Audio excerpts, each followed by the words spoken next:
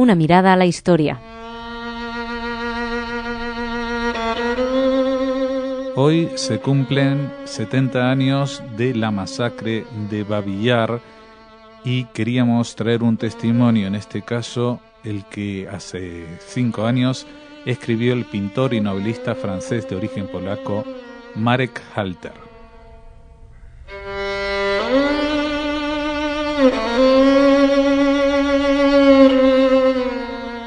¿Quién conoce a Babi Yar?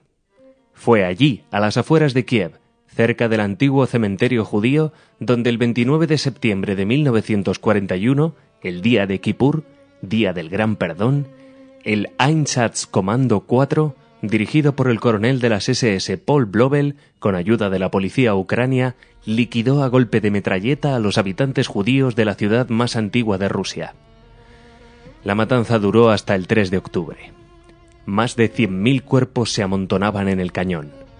Algunas víctimas aún respiraban. Fueron rematadas a base de granadas. 100.000 personas es la población de una ciudad del tamaño de Badajoz. La mayoría de las víctimas eran judías. 1/3 de ellas eran niños. Los cuerpos fueron quemados, sus cenizas dispersadas por los nazis y sus auxiliares ucranios la víspera de la liberación de Kiev por el Ejército Rojo en noviembre de 1943. No cabe duda de que los asesinos eran muy conscientes de su crimen, que se ocuparon de ocultar. Pero algunos testigos oculares consiguieron filtrar la noticia al otro lado de las fronteras ucranianas. Dio la vuelta a las cancillerías y se publicó el 29 de noviembre de 1943 en The New York Times. Las pruebas se presentaron en el proceso de Nuremberg. Si los nazis tenían interés en borrar las huellas de su hazaña, Stalin, por su parte, tampoco tenía muchas ganas de mencionarlo. Habría significado favorecer a los judíos en el martilogio de la población rusa, en un momento en el que las persecuciones antisemitas empezaban a vaciar las instituciones soviéticas de su presencia. Habría sido también revelar que 3 divisiones ucranianas del Ejército Rojo, dirigidas por el general Blasov, se habían reunido desde el principio de la guerra germano-soviética con las tropas de Hitler y habían tomado parte en la eliminación de los judíos de Ucrania. Sin embargo, esta doble empresa de desinformación había descuidado la fatalidad de la memoria, que al igual que un cuerpo atado a un bloque de piedra y arrojado al mar, solo desaparece durante un tiempo antes de volver a subir inevitablemente a la superficie y gritar la verdad. Así, 20 años después, en septiembre de 1961, el joven poeta ruso Yevgeny Evtuchenko, conmovido por el descubrimiento fortuito de la masacre de los judíos de Kiev, escribió Babi Yar, un poema publicado en la Literaturnaya Gazeta. Al hacerlo lanzó el movimiento crítico de la historiografía soviética. El poeta y el periódico fueron condenados inmediatamente por el Partido Comunista. Demasiado tarde. Los cuerpos de los asesinados de Babi Yar flotaban ya a la vista, y para conocimiento de todo el mundo en la superficie de Dnieper, ese río que atraviesa Kiev, y bajo las ventanas del Kremlin sobre las aguas del Moscova. Los historiadores llamarían más tarde deshielo a ese movimiento capital en el proceso de desestalinización. Decenas de miles de soviéticos se reunieron en las plazas públicas para escuchar al poeta leer sus versos. No hay en Babi Yar, sobre tantas y tantas tumbas, más monumento que este triste barranco. Tengo miedo. ¿Qué peso cae aquí sobre mis hombros? Oh pueblo judío, en verdad, tengo de pronto tu edad. Ni Khrushchev ni Brezhnev vieron venir esta brusca réplica a la historia oficial.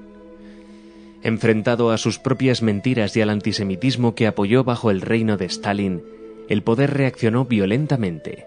Las obras de Evtuchenko se prohibieron.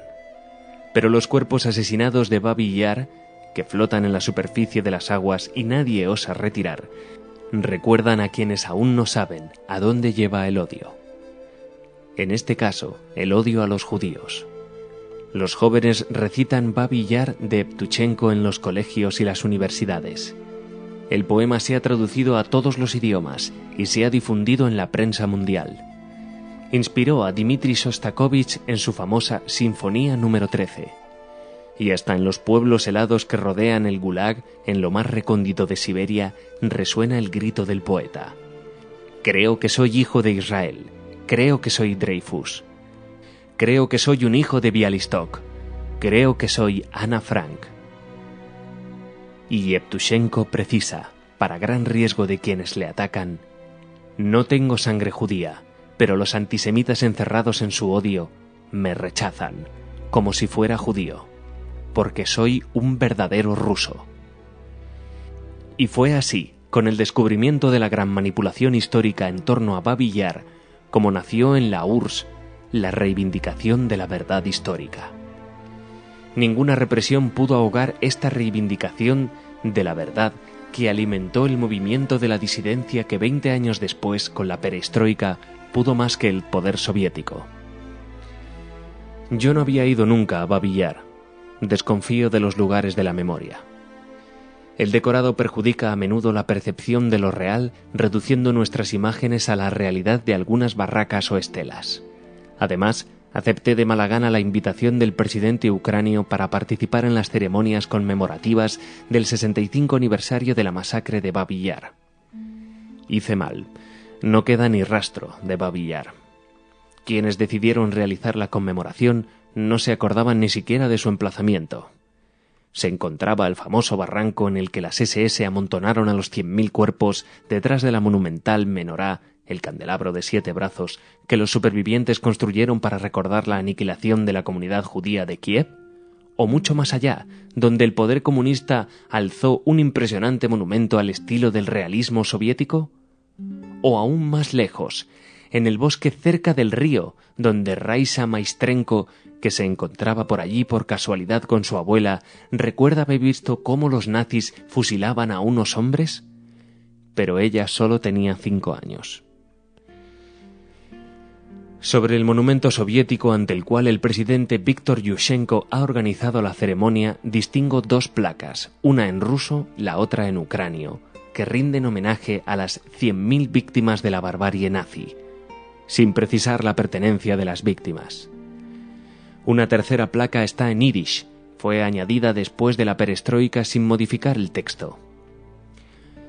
Entre la multitud, bajo un cielo radiante, los curiosos intentan poner nombre a las personalidades presentes. Destaca la ausencia de los dirigentes de Europa Occidental, de Polonia y de Lituania, ambas, sin embargo, cercanas. Se plantean interrogantes. De repente, la voz de una niña hace que me vuelva. Tiene la cabeza redonda y 2 trenzas rubias. ¿Cómo murieron?, pregunta. De hambre, responde su madre. Me entran ganas de intervenir, pero ¿para qué? Por lo que respecta al lugar exacto del crimen, a nadie le preocupa. El padre Patrick Desbois, al que conocí hace tiempo en la misión bíblica francesa de Jerusalén y que me acompaña, pretende haber encontrado el emplazamiento exacto del barranco. En el valle, detrás del candelabro de 7 brazos, me dice. No hace mucho tiempo encontró huesos humanos entre las basuras que los habitantes de los barrios cercanos arrojan con regularidad. Un personaje curioso este padre Desbois. Como su abuelo, fue deportado a Ucrania por los nazis. Se ha impuesto la tarea de encontrar allí el más mínimo indicio de Babi Yar. Apoyado por los cardenales de Francia y acompañado por un joven intérprete, pasa el tiempo buscando fosas comunes en las que las SS, ayudadas por las milicias ucranianas, arrojaban a los judíos ejecutados sumariamente. Hasta el momento ha contado 2.500. Antes de la guerra, el 11% de la población del país era judía. Es sabido, por otra parte, que esos lugares, esos múltiples Babi Yar anónimos, han sido visitados últimamente por individuos que han desenterrado a los muertos en busca de dientes de oro. Sí, el efecto Babi Yar sigue haciendo estragos. Babi Yar fue una parte del Holocausto, dice la octavilla, pero ni siquiera se enseña en las escuelas de Ucrania. Nadie sabe nada del genocidio de los judíos. En cambio, nos recuerda la octavilla, los ministros extranjeros se alejan, y en los manuales escolares se sigue glorificando a los personajes que a lo largo de los siglos han masacrado a los judíos. Y los autores de la octavilla citan, por ejemplo, a Bogdan Chmielnicki, que inauguró en el siglo XVII la cultura de los pogromos, o a Simón Petliura, que entre 1918 y 1921 liquidó en Ucrania a cerca de 200.000 judíos. Petliura fue ejecutado en París por un joven judío ucranio, Shlomo Schwarzbard, cuyos padres habían sido asesinados por sus esbirros. Ya no hay judíos en Ucrania, y con razón, pero el antisemitismo perdura. La Iglesia Ortodoxa aún no ha condenado el Holocausto.